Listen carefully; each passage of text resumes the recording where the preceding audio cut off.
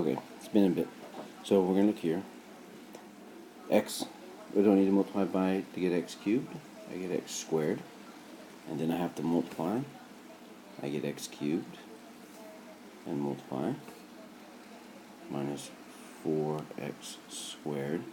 And here's where most students are going to make their mistake. We're going to subtract this. So I have x cubed minus x cubed. That goes away. I have 0 minus a negative 4, which is going to be plus 4x squared. I bring down the negative 13x. And then I look for the next division. How many times does x go into 4x squared?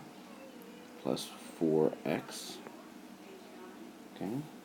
And then I multiply it. Right? So I have 4x squared minus 16x.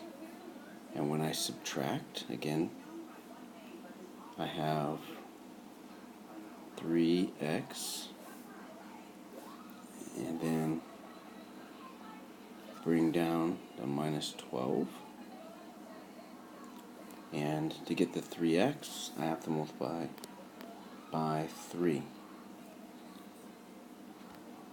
And when I do my multiplication, I get 3x, not going to fit, minus 12, and I have no remainder.